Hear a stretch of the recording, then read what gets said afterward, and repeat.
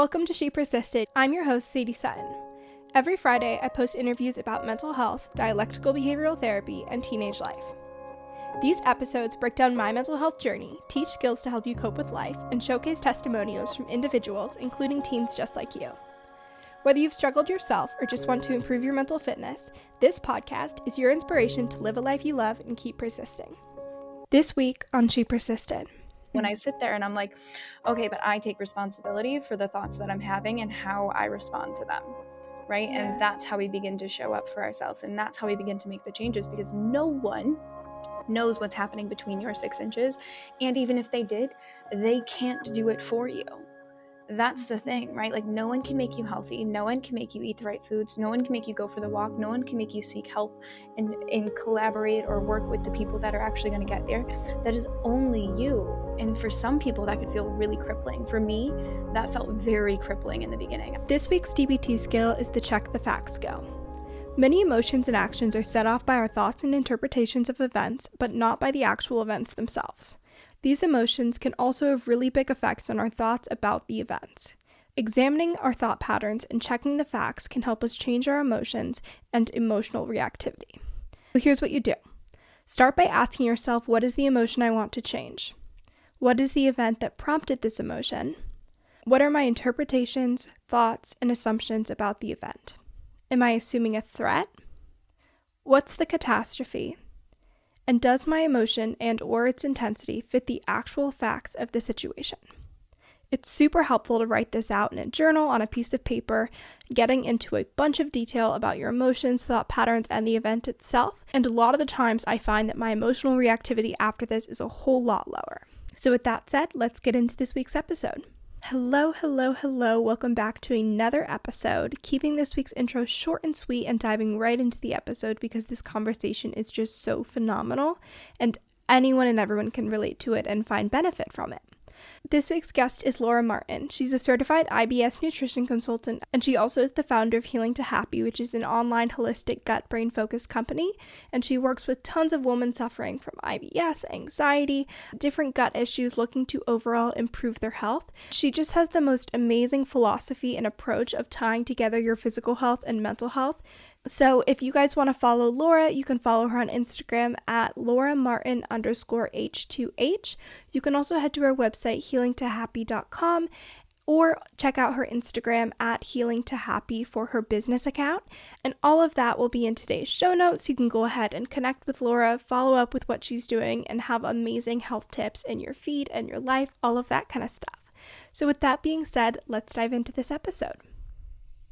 Thank you so much for joining me. I'm so excited to dive into this conversation because I feel like it's so versatile for anyone that struggles with depression or anxiety, is experiencing mental health problems, and we all have both physical and mental health, so I feel like every single listener can relate to it, which makes it an amazing convo. So yeah, thank you for sitting down with me. Thank you for having me. Of course. So I want to start by hearing a little bit about you, what led you to working in nutrition and doing the work that you're doing now, and a bit about your story.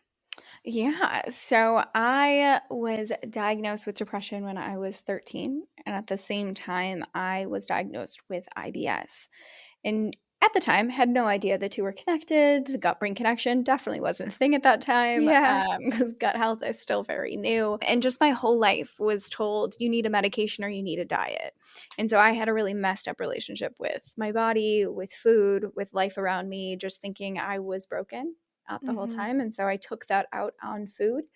And then after unexpectedly losing my mom at 22, I ended up taking out that kind of trauma on my body. So I was controlling food, I was over exercising. It was just this whole trauma response, because when the world is spinning so quickly around us, what's the one thing we control? Our plate or our body or something like that.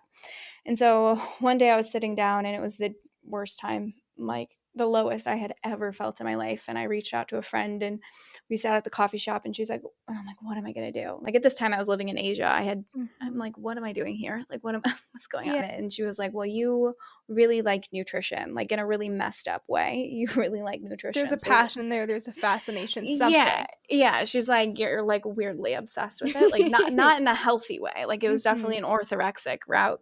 Yeah. She's like, why don't you go learn that? Because I did the same thing in college, where like I was messed, like really depressed. And so I went and studied psychology because I was like, well, I'll make peace with my enemy. And she's like, why not do the same thing you did with your brain with food? And so I went back, I studied nutrition, and still then they weren't teaching you. I learned, I don't even know how many theories about food and all the kind of ins and outs of it. And they never really talked about, they talked a little bit about stress. They talked a lot about the gut, but not in this kind of way.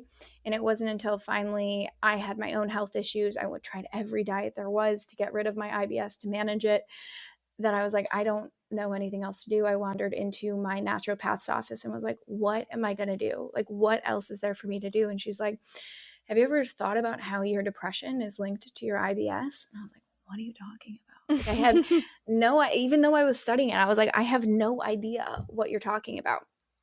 And of course I ignored her, as we do. I didn't want to look at myself. I was like, it's so much easier to look at food. I don't want to take responsibility for my emotions or my trauma.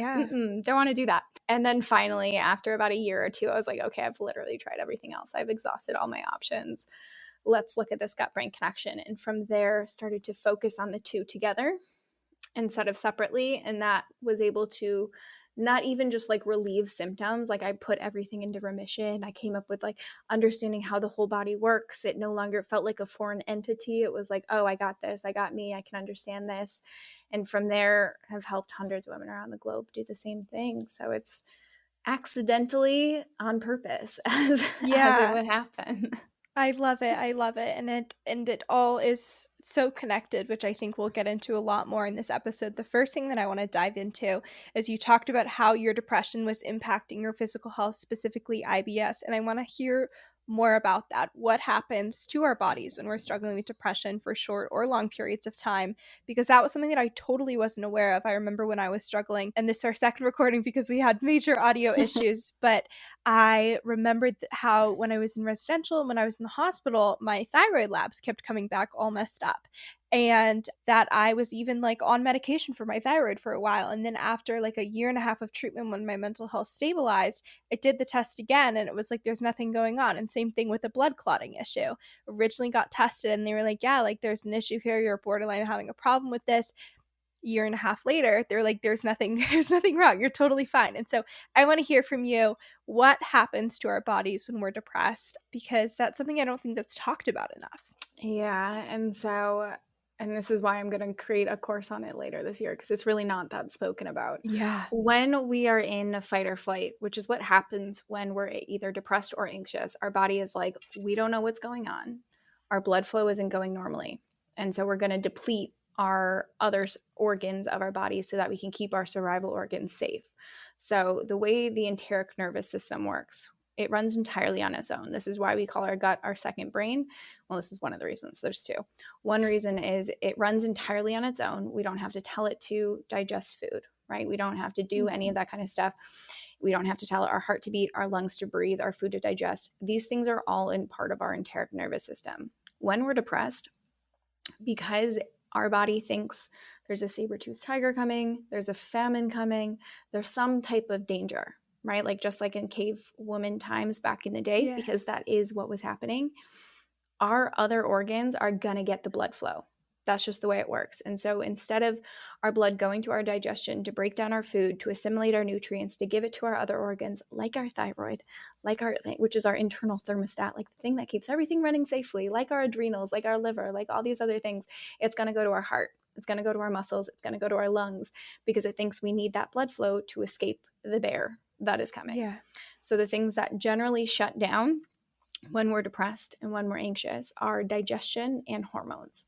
So you'll see a lot of people that are really depressed or really anxious, struggling with digestive issues, either cramping, bloating, heartburn, diarrhea, all that kind of stuff, or they're struggling with horrible PMS, or they don't have a period, which is what happened with me for 5 years. I didn't have a cycle. You're going to get like really thick periods. You're going to have trouble clotting, like you said. Like it's going to be this whole thing inside of our body is happening because our body is in survival mode. I remember like exactly what you're describing because I had like the worst, I don't want to say like the worst because I know people will probably have had it worse than me, periods in middle school, like when I was severely struggling. And I've been on birth control, haven't gotten my period now probably 3 or 4 years because it was so bad. Like that was the best option.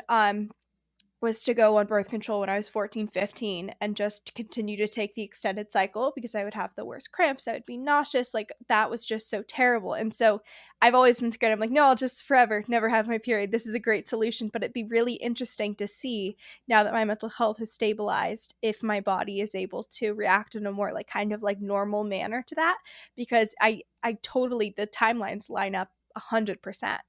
Yeah. And the thing with like birth control, and so it's a fake bleed, right? Like Mm-hmm. it's a synthetic bleed.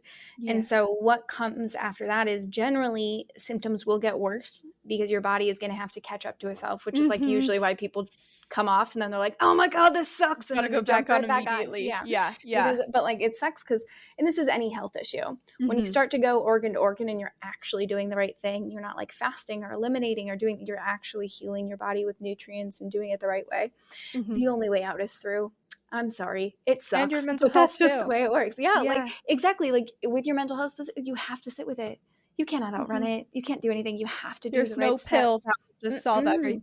Yeah. mm-mm. We have to be able to control the space, the 6 inches between our ears. That's just the way it works, And Yeah. we can't out supplement, outrun, out medicate. We those things are fine for the time being. Don't get me wrong, but at the end of the day, we got to face what is causing that, and do Mhm. the inner work and do what it is and walk through that process. So we talked kind of about how fight or flight mode is what's happening when you're struggling with both depression and anxiety.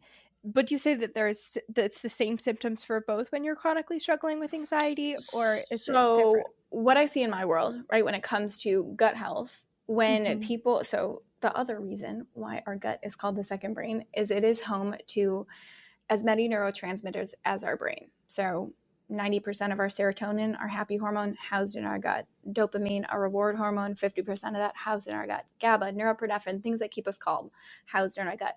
Now, all the Instagram world and all that kind of stuff loves to make this a catchy little tagline. It does not correlate to your brain. The serotonin in your gut does not go to your brain, but it does control motility. And because of the communication going through the gut and the brain, gut-brain axis, they communicate, but they don't like the gut. It's not your happy hormones that go to your brain. But what does Mhm. impact that is your blood sugar levels, is your thyroid, is all this kind of stuff, which is impacted by the serotonin in your health, which helps to like squeeze nutrients out, basically. Like it's a stress Yeah. thing, if that makes sense. So what I see in my world is women that are struggling with depression, right? They have low Mhm. motility. So they have low neurotransmitters in their brain. That's what happens with depression. That's what it is.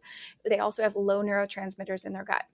So they're not pushing out toxins or anything, Mhm. eliminating. So they're constipated, right? That's what happens. And you can look in like the woo-woo world, we're like holding on to things. We're not letting things go. Like that's what depression is. We're holding on to the Mhm. past, right? Where anxiety is like we're future tripping and we're really anxious and we're doing all this kind of stuff. And so with anxiety is high neurotransmitters in the brain, high neurotransmitters in the gut. So we're eliminating super quickly. This is why like if you ever have to go give a speech and all of a sudden you're like, gotta go to the bathroom, and you like run and have to go like poop and you're like, what the heck was that? Mhm. Because this body is just anxious and it wants to eliminate. So you'll see diarrhea, you'll see cramping, you see a lot of heartburn and like indigestion and things like that because we're not assimilating the nutrients, we're just rushing to get it out. And so Mhm. you see that. And then the other organs that can be assimilated that with anxiety, honestly, a lot of depression is anxiety induced depression. So it's like our body going too quick and then it doesn't catch up. Anxiety is often hits the adrenals, so hits the thyroid, hits the liver and the pancreas. Like everything is just being stripped of nutrients, and this is where the body is going to start to show up, where it's not just depression or anxiety, right? Like it's never that. We also have other health issues that start to come up when it's a chronic thing. You're going to go through a spell of like you're going to be sad one day and it's not all of a sudden you're going to have these health issues, but when it's a Yeah. chronic state that it's day in and day out, and I think it's like 3 weeks max or 3 months Mhm. that you have to be in it, and that's considered chronic, that's when we start to see the body being like, I need nutrients, please help me. Like I can't keep pumping this to your heart. Like what is going on? Because it doesn't know, Mhm. right? And so Yeah. it's different in the way that it works, like depression and anxiety, but ultimately if you're in a chronic state of anything, your body is going to start to slowly weaken.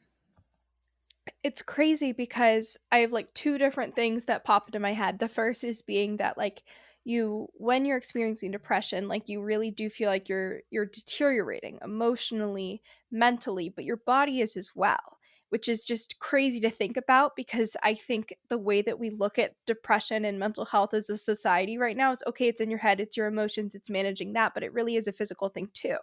When you're struggling with depression, your mind is not only struggling, but your body is too, and you're literally deteriorating the longer that you're experiencing those emotions, which I'm sure this is different for everyone, but for me, when I was struggling, the emotional side of things, I was like, well, I can deal with this. Like, of course, there was tons of suicidal ideation and all of this pain that I just wanted to be over. But the emotion side of things, that was my normal, that was my baseline. I could deal with that. But and when I cognitively think through it, being like, well, my body's suffering as well, it'd be easier for me to kind of get over that hump and be like, okay, I need to change something, because it's not just like mind over matter in that situation. It's like there's a physical problem here too, and it's not going to go away overnight, because I think that was just an easier mindset for me to sit in, where it's like, this is what I'm experiencing, I've experienced before, and I can do it for another 3-4 months, a year, however long. But then when you really, really think about how it's physically impacting you, that's almost more motivating when I think about it, because you can again get out of your head. You're not stuck in these emotions that you're constantly wrapped up in. So it's a really interesting thing to think about. Exactly. And it's hard, right? Like when you're swimming in your swamps of sadness, or it's like you're just there. And it's like, honestly, you don't, and maybe you can relate to this too, like when you're depressed, you don't do it for your mental health. But then someone says that, like, oh, like you're getting physically ill, or like this is what's happening. You're like, okay, I'll make a green smoothie, or like I'll have something. Like it's Yeah. not even a green smoothie. I think it was like, I will just eat something, right? Like it's not even nothing of major thing, but it's paying a little bit more attention, because when it came to like my brain, for some reason that wasn't important, but my physical body, Yeah. that I was a little bit more intrigued by. And then as I started to take care of my physical body, my brain started to get better, and I was like, isn't that interesting? Like that's it didn't start for my own brain. It was just, oh, my body is starting to actually not like this. Like it was like Yeah. the vanity metric of it, which whatever it is, it just gets the ball rolling, you know? This week's episode is brought to you by Sakara. You guys know how much I'm stressing the importance of good sleep, good nutrition, getting outside, staying active, because when we don't take care of our physical health, our mental health truly suffers as well. I know that my emotional vulnerability is off the charts when I'm not taking care of my physical health. I can't be productive, my relationships struggle, and everything just becomes a mess. Sakara is a nutrition company that focuses on overall wellness, starting with what you eat. Their organic, ready-to-eat meals are made with powerful plant-based ingredients, and they're designed to boost your energy, improve digestion, and get your skin glowing. Their meals are delivered all around the U.S., ready to eat at your door, and you are good to go. They also have some amazing wellness essentials, like one of my favorites, their sleep tea, which you know I love a good cup of tea before bed to keep my sleep hygiene in check. They also have things like beauty chocolates, like chocolate that you eat to help your skin, like literally mind blown. So many different supplements, teas, powders, granola, all of that kind of stuff. To get your hands on their amazing products, you can go to sakara.com and use code XOSADIE at checkout for 20% off. Again, that's sakara.com. Use code XOSADIE at checkout for 20% off your first order. I've been toying around with this idea, which I know is totally not clinically accurate, but the concept that depression in a way is just a huge, huge lack of self-compassion and self-care. And I know that it's so much more complex than that, and the behaviors that come with it and the emotions are, again, there's so much more nuance. But I think that's a way that I can really shift my actions and then help my mental health, is being like, there's so much compassion lacking here that I don't want to get better. I don't feel like I deserve to get better. I don't feel like that's possible for me as a person. Like, what on earth?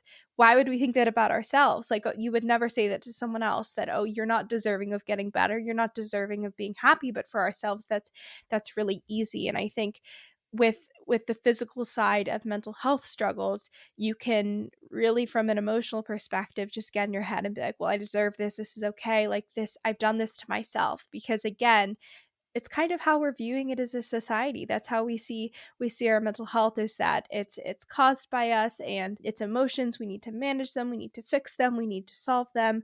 And so if you can cultivate that self-compassion, which is sometimes easier to do around your physical health, and then see the change in your mental health as well, I think that's a really, really powerful school of thought and way to kind of initiate that change. I love that. And that's so the post I had today on Instagram, one of my mentors yesterday said, I treat myself in the way of someone that I love, right? Because we often don't do that, because when we're physically in pain, right? Like for me, when my gut was like inflamed, like it felt like there was a fire inside of me, or like when my hair was falling out, or like my period, I was like, yeah, it's fine. It's fine. And then if that was my little sister, like, and then in my head, I'm like, it's fine, tough it out, do this, be more strict, do this kind of stuff. Like, it's your fault. But if it's my little sister, holy pickles, I would have her on the first class flight out to going to find the best person to fix that for her. Being like, what food do you need? Now. Do you need all the organic food? Here's all the organic food. Here's the way we're eating. We're preparing all our foods. Like, I would be in it for her. But because it was me, it was like, nah, tough it out, reps it. Like, who cares? Like, just fast longer and it's fine. And it's like, why would you do that? And so now it's like a constant mission, being like, asking myself, like, in the highest vibration, and if I loved myself, how would I respond to this? Because I'm not for this whole like self-love woo-woo kind of, I'm very woo-woo, but like that whole thing of like, I'm just gonna love it. I'm more for like that neutrality. Like, I'm not gonna love myself every day. I'm not gonna freaking lie about that, right? Like, I'm not about that, but I do like myself enough, right? Like, or actually have that backwards. I love myself. I don't like myself every day. So that's the difference, right? Like, I love myself every day, but like, I don't necessarily wake up liking everything about it. So if I act in the vibration of, oh, I love myself today, how am I going to act? Oh, okay, I'm going to eat something that actually will nourish my body. I'm going to go for a walk, even if I don't feel like going to the gym. I'm going to do these micromanagement steps. And as a result, our brain catches up. There's science behind it, right? Like, inflammatory markers, things like that, our neural pathways start to open up. There's actual science behind it. But like, from just a central standpoint, it does feel good because you're keeping yourself accountable for something, and when you're like, okay, that's good, I can do that. And you just keep going. It's so crazy to me. Like, there's the whole nature versus nurture debate, and I'm sure everyone is familiar with that. And it's like you're saying, talking about a lack of like self-like or self-love or self-compassion or confidence, whatever it is, that's a very shared and common experience. And I do not believe that we're born with that. Like, at some point we're experiencing messaging, we're experiencing some interaction that causes us to not all, but many of us to experience those emotions and experience those belief systems. And I don't know what that is. I don't know what the answer is, but it's crazy to me. And just like you're saying, if it's your younger sister, if it's someone you love, you're like, oh my gosh, I would like never, ever, ever want that to happen to them. Like, why on earth would what's going on in their life to make them feel that way and think that way and experience life through that lens? And it's the craziest thing. And we're also doing it to ourselves.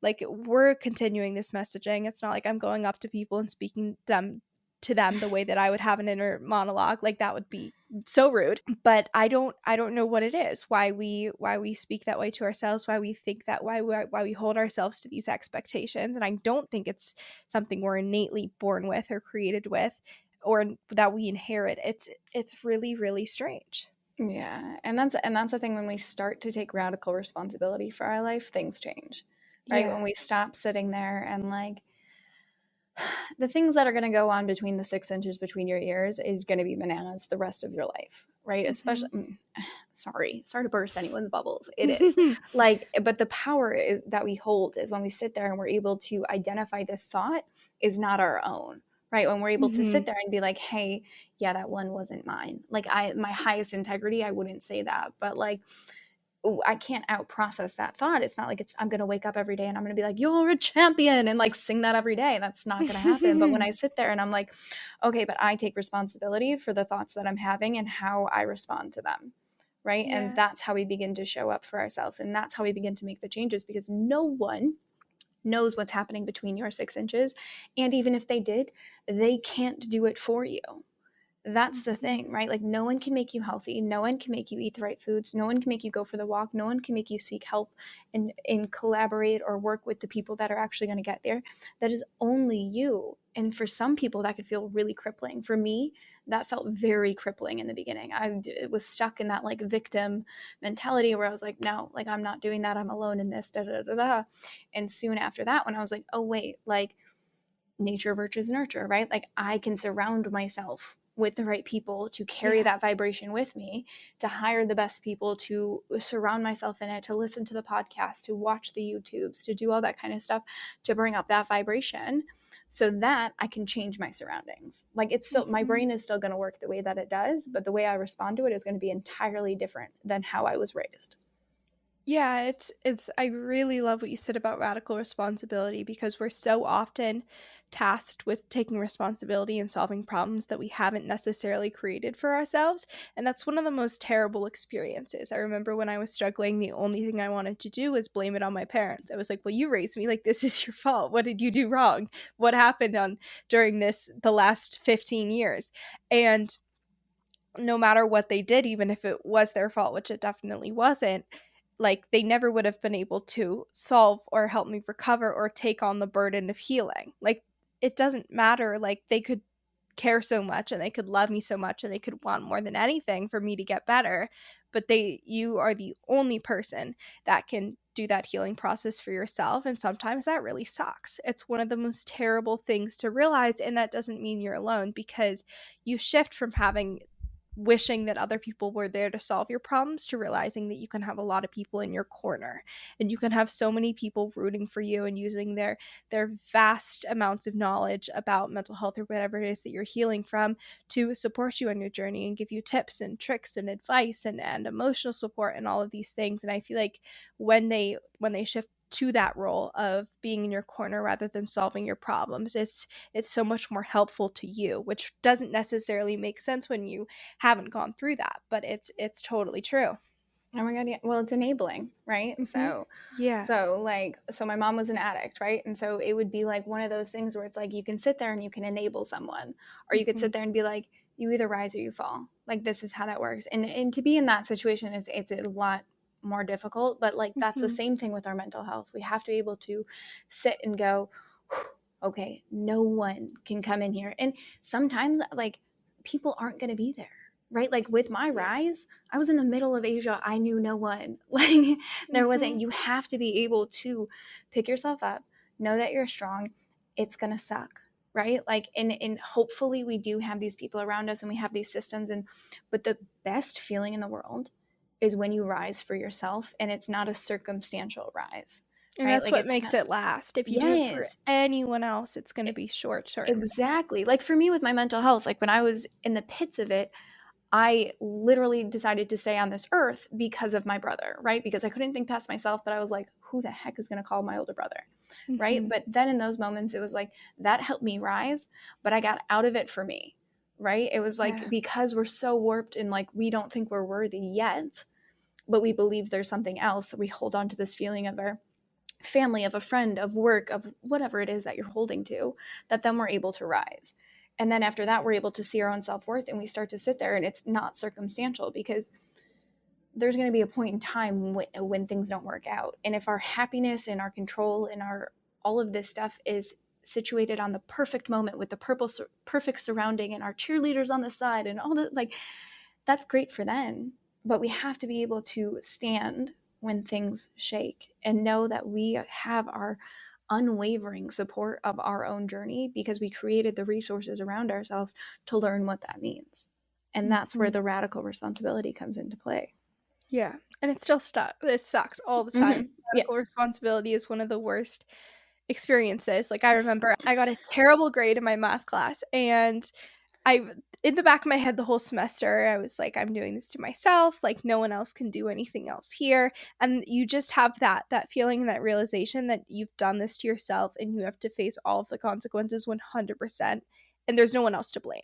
And that really, really does suck. And it's so empowering in the future, because on the other side of things, when you reach a goal that you've had, or you see your growth, you have no one to give credit to except for yourself. You are 100% accountable for all of that progress and that growth. And so it's not easy. It's not easy to take that responsibility. It's probably one of the most uncomfortable and scary things to do, because you're the one that takes the fall for all of that kind of stuff, but it's very worth it, and you get to be the one that feels the joy and the pride and all those positive emotions when you're on the other side of it. 100%. And that's the way it works, is you figure out whatever your outlet is, that will help you get one step higher in your vibration, right? Whether it's studying more for a test or taking control of your health or whatever that outlet is, it's like, okay, like I saw where I shook a little bit there. What's the one step forward I can take so I can rise up from there and keep taking those steps? And soon you're there and you're like, whew, I'm here. Like it's bananas. It's crazy. So taking radical responsibility over your physical health, whether you're motivated because of where your mental health is at or because you're not physically feeling your best, whatever it is, what are your basic tips and tricks that can help individuals create a more balanced, healthy lifestyle, kind of counteracting these symptoms that we talked about when you're experiencing long-term depression, anxiety, and all these things? Yeah. So the first one when it comes to my clients that struggle with anxiety and depression is first figure out your foundations. So what is your nutrition routine? Right? Like before we start to tweak anything, like what is it like? When do you eat breakfast, lunch, dinner, snacks? How is that routine? Is it consistent day to day? What does that look like over a week's time? And then from there, you can start to make minor tweaks. Like, what do you not feel good about? Right? Like, where do you look at it and you're like, that's not my hottest moment. Like, that pint of ice cream at night, yeah, that ain't my jam. Or like skipping my meals like for hours on end, not my jam. And making tweaks with my clients, I start with breakfast. So this whole fasting thing, it's just another term for an eating disorder, really. And so when I see so many people on social media that are talking about the benefits of fasting, even doctors, and I'm like, are you kidding? Yeah, no, the thing about fasting is it does have medical backing, but the studies that are done on postmenopausal women, men, and rats, of which we are neither here. So Yeah, thank you. exactly. And it is beneficial because it does wipe things out and clean things out. But what is way more beneficial with people that are struggling already, right? Like they're speaking to people that are already healthy, which is like maybe 2% of the world. Like, I don't know who they're talking to. And I'm like, who has a normal relationship with food? I would love to meet them. I don't know them. Babies. Right? Like, I'm like, who is that? So what I work my clients through is focusing on a protein-rich, carb, healthy fat, fiber breakfast. That could be an omelet. I just like smoothies, easy. Starting with that, because that will balance our blood sugar from the start of the day. So what happens with anxiety, depression is it's usually a blood sugar problem, right? Like we dip really low, depression. We go really high. We're like, we have anxiety. We're freaking out. So we want to figure out how to stabilize that. And that comes from a nutrition routine that helps to balance that. So we focus on metabolic restoration, which is like what my gut recharge program is all about. And so we start with breakfast, and then from there, we're eating every 3 to 4 hours, and we're staying consistent with those times throughout the day. And I know this sounds like work, but think back to when you were a kid. You woke up, you had breakfast, you went to school, you had lunch, you had snack, you came back, you had dinner, you had snack. Yeah. It was consistent. We never questioned it. And even on summertime, your body was in a routine. It was unwavering. So it's going to be work getting back to it because we're not used to it. We don't have that same rhythm yet with our body, but just figuring that out and keeping it because it's one less stress that our body has to maintain. Because everything else is a stressor. Lights, camera, action, everything's a stress, right? And so the sooner we can eliminate it, the better it is. And that's my first step, is just focusing on what is your nutrition routine? How can you get that to a consistent routine, starting with breakfast and every 3 to 4 hours? And then the other things, like everyone knows, drink more water, go for walks. Like people know that kind of stuff. So I like to sprinkle different ends where it's like, just eat every 3 to 4 hours and keep that consistent. And then the basics. We all know the basics. Drink water, go for a walk, eat some vegetables, hug someone you love. Like those are basic things that we need to be getting more of as well. Something that I've noticed recently I do, which I wasn't really realizing was problematic, was I was being very, very ambitious with the goals I was setting for myself. I would sit down and I would plan out my calendar and I'd be like, I'm going to edit an entire podcast. I'm going to send out 40 pitch emails, and I'm also going to clean my entire room and put my laundry away and eat dinner, like all within a 3-hour period. And so I was talking to my therapist about it, and she was like, this is like really common with people with anxiety. And I was like, wait, other people have this problem. And for some reason in my brain, like even from a health perspective too, I'm like, I can go on a 6-mile walk together, easy, no problem. And then I immediately go to avoid it and do less than like a very small goal than I would have set for myself. And it's a very ineffective pattern to get into, but it is it's helpful to be observant of and notice, and then really scale back on the ask and be like, I'm going to set this small goal for myself and meet this, and then we'll go from there.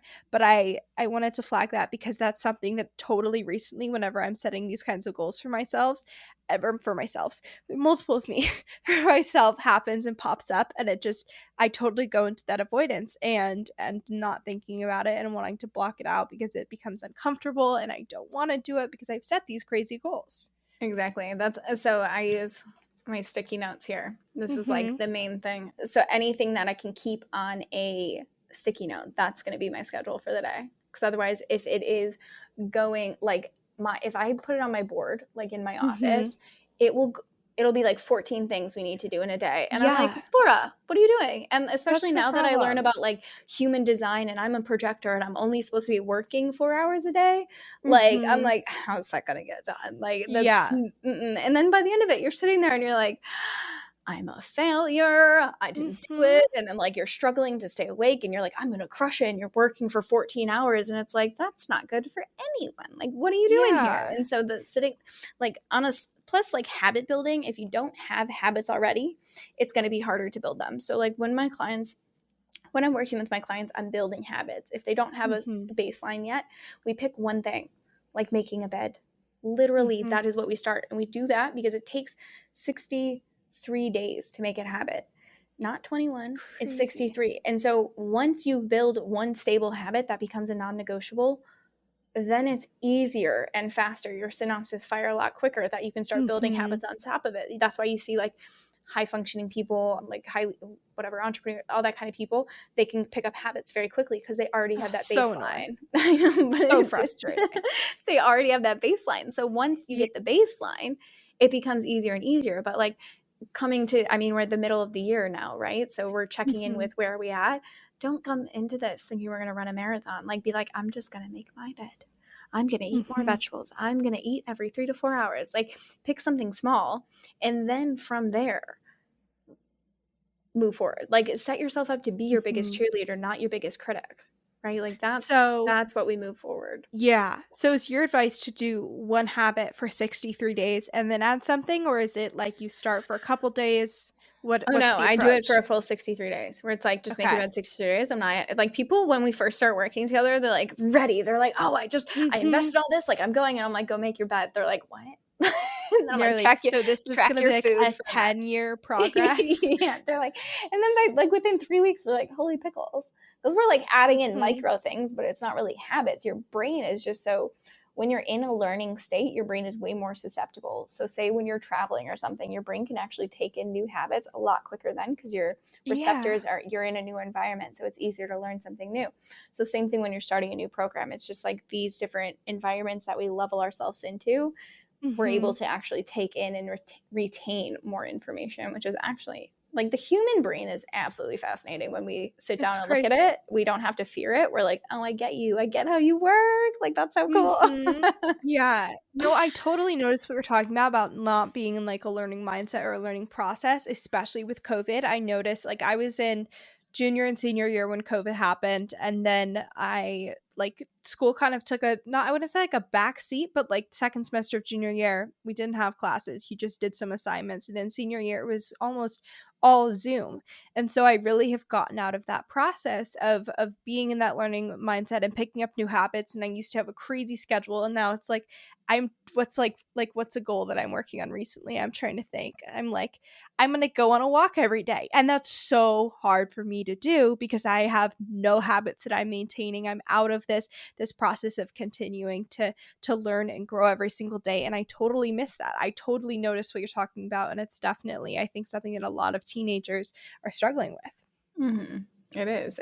I mean, again, it comes back to the radical responsibility, right? Like Yeah. when we, at that age, right? Like we, that's when we start to learn how to parent ourselves a little bit, Mm-hmm. right? Like that's the stepping stones. And then we get to college and then we get to these arenas of our life where it's like, oh my goodness, like you all of a sudden like hear your mother's voice in your head and you're like, oh my goodness. And it's like all these things. And it really is, it's a learning opportunity because in each step and in each movement that we're making, we're learning how do we parent ourselves? How do we move forward? How do we get through these processes to we all have that blueprint of the person we want to be, right? Like, how do I get there in the cleanest, squeaky clean, best energy kind of vibe? How do I get there to hold myself accountable? And it's like, whew, I have to take responsibility. I got to do one small thing today that will get me there. It doesn't have to be, writing a novel and running a marathon, but it does have to be like going and doing something that's probably going to feel a little bit uncomfortable at first, so that for the betterment of the future, So we touched on a couple different like reading and podcasts and TV shows and all that kind of stuff. And I wanted to dive into that and hear your recommendations for like your top 3 things that you're consuming recently, content wise, that you're really enjoying, whether it's a book, podcast, show, movie, anything like that. Yeah. So I actually don't watch TV because I was raised in a household where we only allowed an hour of technology. So I've just never gotten into it. I feel like so I was like very similar growing up. We didn't have a TV when I was little, and so this past week I also was doing no TV because I was like, I am watching so much Love Island and this is so bad. I feel like I've gone in the opposite direction.